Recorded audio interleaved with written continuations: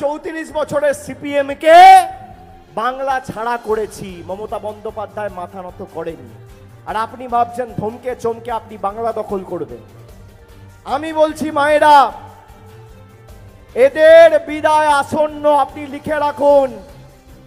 আর আমরা আমাদের ইস্তাহার পত্রে বলেছি যে আগামী 4 তারিখ ফল বেরোনোর পরে দেশে আমাদের সরকার তৈরি হবে, সেখানে নির্ণায়ক ভূমিকা পালন করবে বাংলা এবং তৃণমূল কংগ্রেস।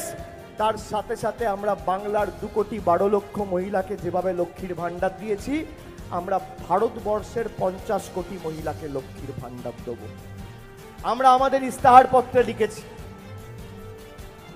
আমরা লিখেছি যে দারিদ্র সীমার নিচে বিপিএল তালিকাভুক্ত যে পরিবারগুলো রয়েছে তাদের প্রত্যেককে বছরে 10টা করে বিনামূল্যে গ্যাসের সিলিন্ডার আমাদের সরকার দেবে, কেন্দ্রের সরকার দেবে। আমরা লিখেছি। আর আমি বলবো কোন বিজেপির নেতা যদি সভা করতে আসে, আজকে 23 তারিখ, কত তারিখ? 23 তারিখ, এখনো প্রচারের 7 দিন আছে। 7 দিন আছে তো, 31শে মাস 1 তারিখ ভোট, প্রচারের শেষ দিন 30 তারিখ।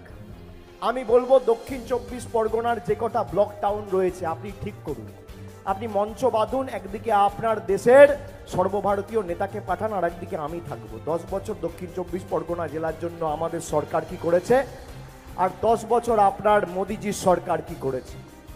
আপনি রিপোর্ট কার্ড নিয়ে আসুন, আপনার যদি বুকের পাঁটা থাকে আর এক বাপের বেটা হন, দেখি কত ক্ষমতা। আমি মাঠের বাইরে করে দেবো, নইলে আমার নাম অভিষেক বন্দ্যোপাধ্যায় নয়। আমি এই টিভি চ্যানেলের সামনে কথা দিয়ে যাচ্ছি, এরা আসতে পারবে না। এই পথশ্রী রাস্তাশ্রী প্রকল্পে আপনি বলুন তো কত রাস্তা হয়েছে বিভিন্ন জায়গায়, খালি ভাঙড় নয়, ক্যানিং পূর্ব পশ্চিম, ওদিকে পাথর প্রতিমা, নামখানা, সাগর, কাকদ্বীপ, কুলপি, রায়দিঘি, জয়নগর, একাধিক জায়গায়, ডায়মন্ড হারবার, ফলতা, বিষ্ণুপুর, সাতগাছিয়া, মগরাহাট, পূর্ব পশ্চিম, একটা জায়গা বাকি নেই।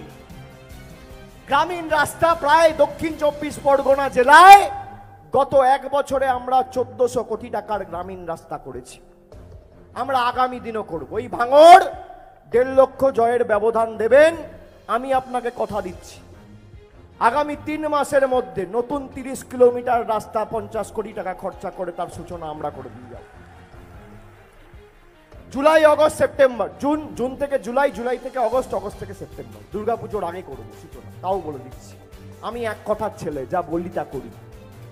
আমি ভেবে কথা বলি না, ভেবে কথা বলি না। আর কথা দিলে শরীরের শেষ রক্তবিন্দু পর্যন্ত কথা রাখি। আপনারা যারা এসছেন আজকে, আগামী 7টা দিন পরিশ্রম করতে হবে, ঐক্যবদ্ধ থাকতে হবে, তৃণমূলের প্রার্থীকে জেতাতে হবে, আর মমতা ব্যানার্জির হাত শক্তিশালী করতে হবে। এই ভাঙড়কে যারা অপমানিত করেছে 2021 সালে, এই ভাঙড়ের সম্মান আবার পুনঃপ্রতিষ্ঠিত করতে হবে, হারানো গৌরব ফিরিয়ে আনতে হবে, আর বহিরাগতদের জবাব দিতে হবে। সায়নীর বোতাম হচ্ছে 3 নম্বর, 3 নম্বর বোতাম। 1, 2, 3 বিজেপিকে বিদায় দিন। 1, 2, 3 বহিরাগতদের তাড়িয়ে দিন। 1, 2, 3 গণতান্ত্রিকভাবে বাংলা বিরোধীদের কবর দিন। 1, 2, 3 তৃণমূলকে জিতিয়ে দিন। আমার আপনার সবার প্রার্থী। আর সায়নী এখানকার মেয়ে, ওর বাড়ি হচ্ছে যাদবপুর লোকসভার অন্তর্গত। ও যাদবপুরে জন্মেছে, থেকেছে, বড় হয়েছে। আমরা এমন একজন প্রতিনিধি আপনার কাছে পাঠাচ্ছি যে মাথা নিচু করে আগামী 5 বছর আপনাদের জন্য কাজ করবে। আর সায়নী যদি সংসদে যায় প্রতিনিধি হয়ে, আমরা যেভাবে লড়াই করেছি, আমি কথা দিতে পারি তৃণমূলের প্রথম সারিতে থেকেও নরেন্দ্র মোদীর বিরুদ্ধে, যদিও এদের সরকার ক্ষমতায় আসবে না, আর যদি আসে লেজে গবরে করার জন্য দক্ষিণ 24 পরগনাই যথেষ্ট। আমরা আছি তো। ওদিকে প্রতিভা মণ্ডল, তারপর যুব সমাজের প্রতিনিধি বাপি হালদার, ডায়মন্ড হারবারে অভিষেক ব্যানার্জি, আর এদিকে সায়নী। 4 জন যথেষ্ট, বুঝে নেবো, আর কাউকে লাগবে না। আমি আপনাদের বলছি 3 নম্বর বোতাম টিপে জোড়া ফুলের প্রার্থী, আমাদের সকলের প্রার্থী, বাংলার প্রার্থী, যাদবপুরের প্রার্থীকে সকাল সকাল ভোট দিয়ে বিপুল ভোটে জয়যুক্ত করবেন। আর 4 তারিখ যখন ভোট বাক্স খুলবে তখন পদ্ম ফুলের নেতারা আর বাংলার প্রতি যারা বিতাড়িত করেছে বেঈমানরা, যাকে চোখে সর্ষে ফুল দেখে, সেটা সুনিশ্চিত করবেন। করবেন তো? বিসর্জন হবে তো? কি হবে কি হবে না? হবে তো?